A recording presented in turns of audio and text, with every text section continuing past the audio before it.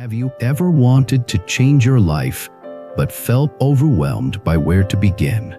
Have you ever felt a quiet hunger for peace and meaning, but did not want to escape your real world to find it? Welcome back to the channel. Today we are talking about how to start practicing Buddhism in a way that fits into ordinary life. Not as a costume, not as a performance, not as a personality upgrade you force on yourself, but as a steady training of the mind and heart. We are going to walk through a story, and along the way you will see the true starting point, the common mistakes that keep people stuck, and the simple practices that grow wisdom, compassion, and a calmer relationship with life. Two ideas will carry everything today. First, Buddhism is not mainly about believing something. It is about practicing something. Second, you do not start by becoming perfect. You start by returning, again and again, to what is true and what is kind. Let me tell you a story about someone I will call Eli. Eli is not a monk.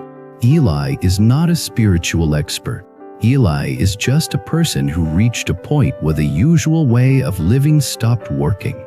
Eli looked fine from the outside, busy, capable, moving forward, but inside, Eli felt like life was being lived at high speed with no steering wheel. The mind was always racing. The heart was oft untight. Even good moments felt thin because the mind kept leaving the present to chase the next task or the next worry. One night Eli sat on the edge of the bed, phone glowing in the dark, scrolling without enjoying it, and suddenly felt something on us rise up. Not drama, not panic, just a clear recognition. I do not know how to live inside my life anymore. Eli tried the usual solutions: better schedules, more productivity, new habits, new apps, cutting out this, adding that. Some things helped for a week.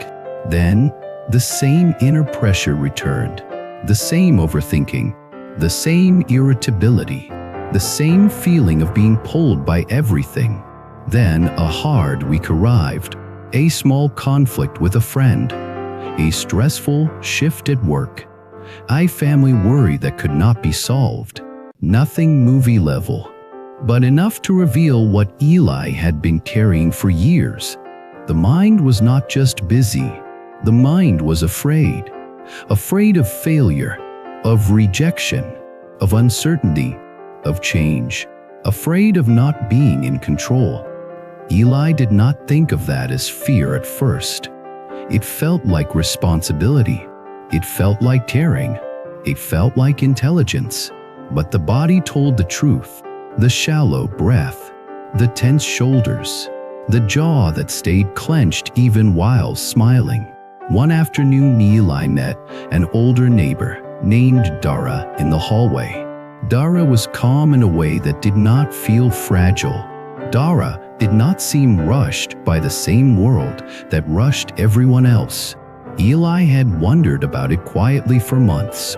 Dara looked at Eli and said, "You seem tired behind the eyes." Eli tried to laugh it off. "Just busy." Dara nodded. "Busy doing what?"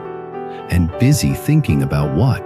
That question landed in a place Eli could not hide. Eli answered honestly, "Busy thinking about everything. Even when I am not doing anything, my mind is still working." Dara said, "That is exhausting." Eli surprised themselves by blurting out, "How do you stay calm?" Dara smiled gently. "I do not stay calm. I return to calm." "There is a difference." Eli asked what Dara meant. Dara said, "I practice Buddhist practice, not as religion for me, but as training." Eli immediately pictured temples and rules and a life far away from modern stress. Eli said, "I do not have time for that." Dara replied, "Then you need something simple that lives inside your time, not outside it." Eli felt a mix of skepticism and relief. Skepticism because the mind wanted a complicated solution. Relief because a simple path, sounded like oxygen. Dara invited Eli to a small community session that evening. Eli almost refused, then remembered the bed-edge moment in the sentence. "I do not know how to live inside my life anymore." Eli went. The room was simple. Chairs, cushions, quiet, no performance. A teacher named Somu greeted people with an ordinary warmth. Somu did not speak like someone trying to impress. Somu spoke like someone who had practiced through real life. Somu began with a question that felt aimed directly at Eli. "When you say you want peace, do you mean you want life to stop changing? Or do you mean you want a mind that can meet change without breaking?" Eli swallowed. That was it. Eli wanted a mind that could meet change without breaking. So Mu said, "Then you are in the right place. Buddhism does not promise a life without storms. It teaches you to build a boat." Eli listened carefully. So Mu explained that starting Buddhist practice is not about becoming someone else. It is about seeing clearly how suffering is created and how suffering is reduced. So Mu said there are 3 foundations that make practice real in daily life: understanding, training, and compassion. Understanding means you learn how the mind creates extra suffering through clinging and resistance. Training means you practice returning to awareness in ordinary moments. Compassion means you keep your heart soft toward yourself and others, because a harsh heart cannot be free. Eli expected a list of rules. Instead, Somu guided one short practice. Feel the breath. Inhale, exhale, notice thoughts. Do not fight them. Return. Eli tried and immediately felt the mind run. Planning, worrying, replaying. I opened their eyes. Embarrassed, Somu smiled. That is not failure. That is the mind you have been training for years. Now you will train something else. Eli asked the question many beginners ask. How do I start when my mind is this messy? So Mu answered with a sentence that became a seed. You start exactly where you are, and you return one breath at a time. Eli wanted something more concrete. So Mu said, "Good. Let us make it concrete through your day." Buddhism starts in the same places you suffer. So Mu asked Eli to describe a typical day. Eli described waking up with anxiety, checking the phone, rushing, getting irritated in traffic, overthinking at work, feeling sensitive to people's moods, craving distraction at night, then trying to sleep while the mind kept talking. So Mu nodded. Perfect training ground. Eli said, "That sounds depressing." So Mu replied, "It is only depressing if you think you are trapped. It is hopeful if you realize every one of those moments can become practice." So Mu then explained how beginners can start without getting overwhelmed. Start small. Start daily. Start with what you can repeat. Eli asked, "What do I repeat?" So Mu said, "You repeat returning. Returning to breath, returning to body, returning to intention, returning to kindness, returning to wise action." The mind becomes what it repeats. This is karma as cause and effect, not superstition. Your attention is a seed. What you feed grows. Eli heard the word karma and felt uncertain. So Mu clarified immediately. Karma is not a cosmic reward system you fear. It is the simple truth that actions, words, and repeated mental habits shape your experience. If you plant anger every day, your life tastes like anger. If you plant patience every day, your life tastes more peaceful. Eli felt that truth in the body. The days that began with scrolling and urgency tasted sharp. The days that began with calm tasted softer. So Mu said, "So let us begin with morning. The first minutes after waking are powerful because the mind is soft. Most people feed it with fear and urgency, then wonder why the day feels heavy. As a beginner, do one thing. Before you touch your phone, touch your breath. Eli thought that sounded too easy, so Mu smiled. Easy is not the same as automatic. You will forget. You will remember again. That remembering is practice. Eli agreed to try it for 1 week. The next morning, Eli woke up and immediately reached for the phone. Halfway through the motion, Eli remembered Mu. Touch your breath first. Eli put the phone down and took 1 breath. The mind complained instantly, "This is silly. You have things to do." Eli noticed the complaint and took a 2nd breath, then a 3rd. The breath did not solve life, but it created a small gap between Eli and the rush. That gap felt like the first taste of freedom. Eli got out of bed and went to the bathroom. So Mu had suggested another beginner move. Choose 1 ordinary action each morning to do with full awareness. Not all actions. 1. Eli chose washing hands. Instead of rushing, Eli felt the water, the temperature, the sensation on the skin. The mind wandered. Eli returned. The mind wandered again. Eli returned again. This was not a spiritual performance. It was training attention. It was teaching the mind to come back. Later that morning, Eli got irritated in traffic. Someone cut in quickly. The first shock came. Then the mind added a story. People are terrible. The world is dangerous. My day is ruined. Eli remembered Mu talking about the 2nd arrow. Pain is the first arrow. The story that multiplies pain is the 2nd arrow. The 2nd arrow is optional. Eli felt the anger rise and simply named it.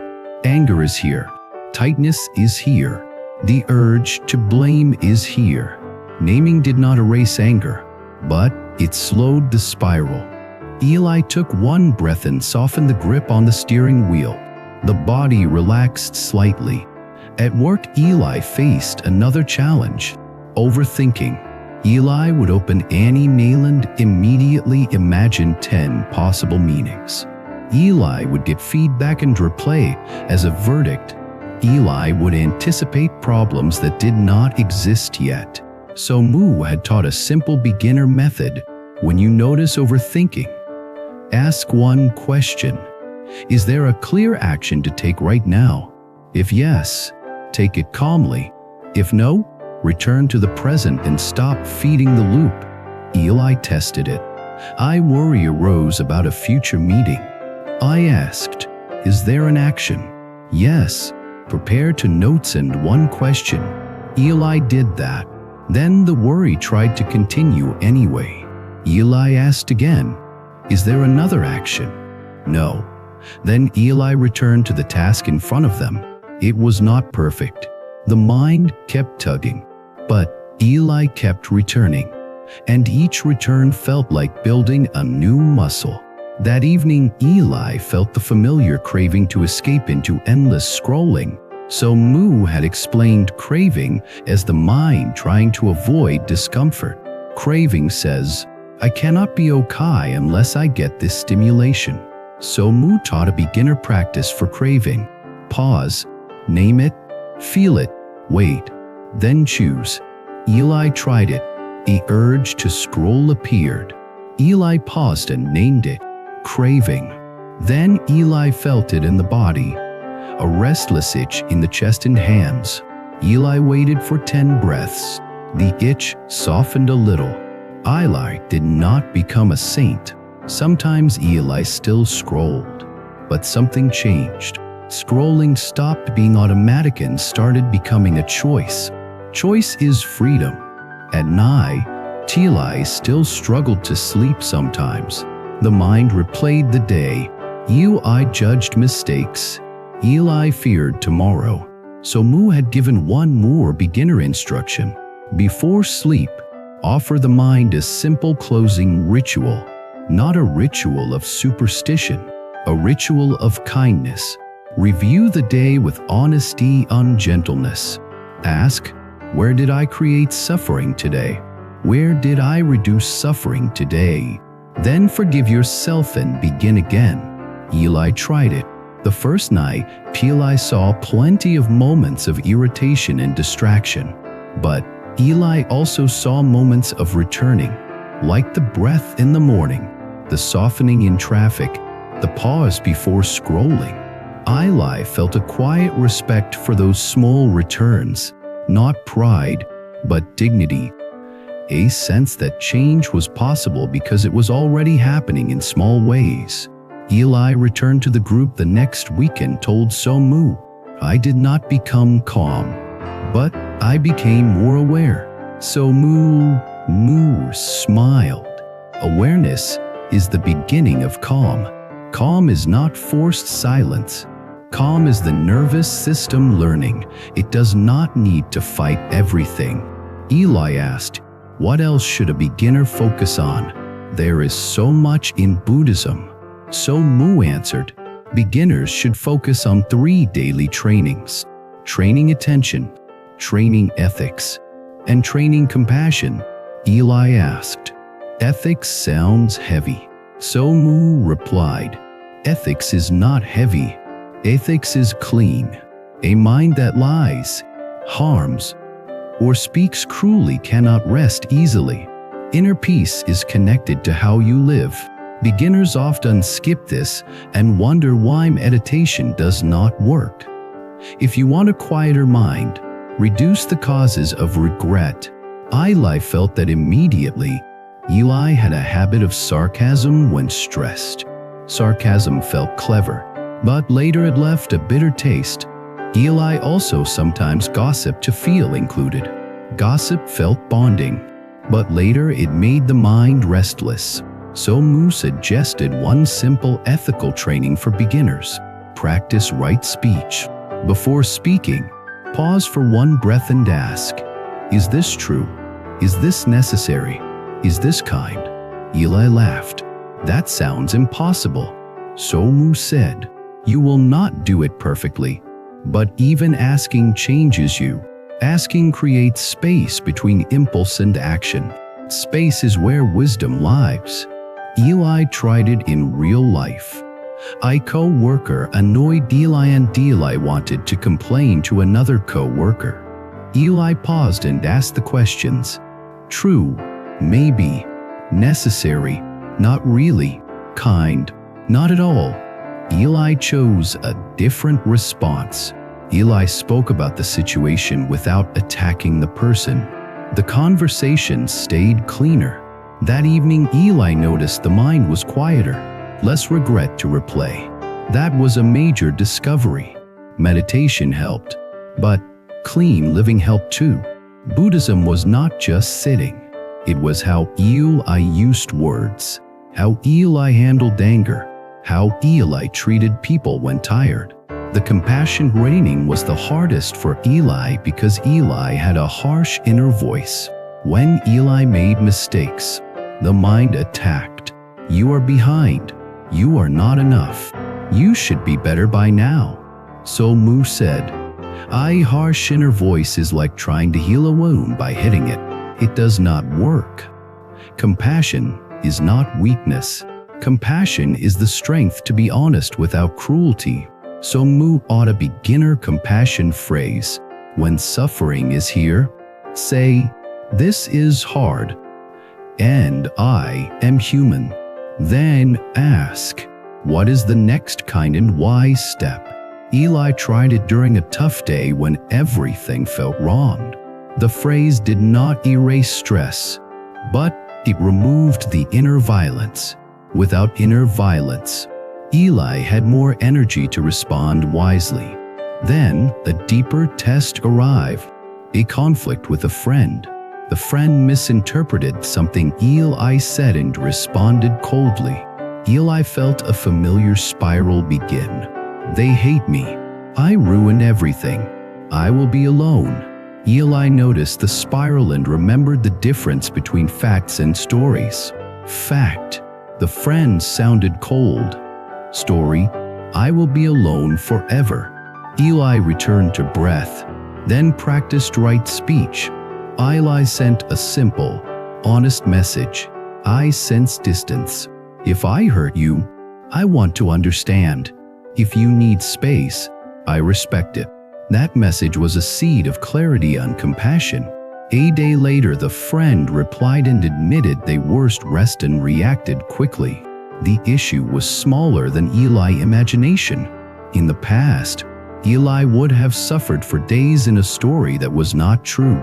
Eli realized Buddhism was teaching something priceless. The mind creates many snakes out of ropes. Awareness lifts the lantern. Over months, Eli kept practicing. Not perfectly, but consistently enough to change the feel of life. Eli noticed the beginning of anger sooner. Eli noticed the beginning of worry sooner. Eli noticed craving sooner. Eli noticed the inner critic sooner. And because Eli noticed sooner, Eli could return sooner. So suffering lasted less. Not because Eli avoided pain, but because Eli stopped feeding pain with endless thought. So Mu explained this is how freedom grows. Freedom is not the absence of difficulty. Freedom is the ability to meet difficulty without losing your heart. I asked, what about big Buddhist ideas like emptiness or enlightenment? Should a beginner study those? So Mu answered in a way Eli did not expect. Study if it inspires you, but do not use concepts to escape practice. Beginners do not need big philosophy to begin. Beginners need a few real habits: awareness, kindness, honesty, returning. When those habits grow, deeper teachings become understandable from experience, not only from words. Eli asked, so what is the real beginning? So Mu said, the real beginning is the moment you stop believing your thoughts are always true. The moment you stop obeying every impulse. The moment you stop punishing yourself for being human. The moment you decide to return, again and again, to what is real and what is kind. That answer stayed with Eli. Then another difficult season arrived. Because life does not stop testing you just because you practice. A family issue created stress. Money felt tight. The world felt uncertain. Eli felt fear rise again. Eli noticed something important. Practice did not prevent fear. Practice changed the relationship with fear. Instead of being swallowed by fear, Eli could watch fear, feel it in the body, name it, offer compassion, take the next wise action, then return to the present. In that season, Eli also learned the difference between letting go and giving up. So Mu said, letting go is releasing what you cannot control so you can act wisely where you can. Giving up is collapsing. Letting go is strength. Eli practiced letting go of outcomes while still taking responsibility for actions. That made life feel less like a hostage situation. Eli also began to appreciate impermanence in a new way. At first, impermanence sounded scary. Everything changes. But so Mu taught impermanence as hope. Because everything changes, you can change. Because emotions change, your pain can soften. Because conditions change, new support can appear. Because nothing is fixed, you are not trapped forever in any mood or identity. Eli began using impermanence as an anchor during hard days. This will change, not as denial, as realism. The wave will pass, and while the wave is here, I can breathe.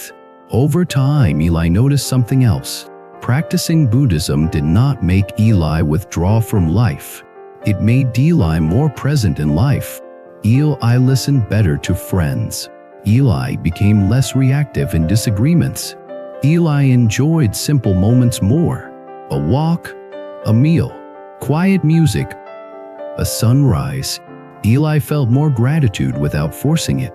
Eli felt more stable, not because problems ended, but because the mind stopped multiplying them unnecessarily. One day Dara, the neighbor who first invited Eli, saw Eli in the hallway again and said, "Your eyes look different, not perfect, but softer." Eli smiled. "I still struggle, but I return faster now." Dara nodded. That is the whole path in one sentence. Returning faster.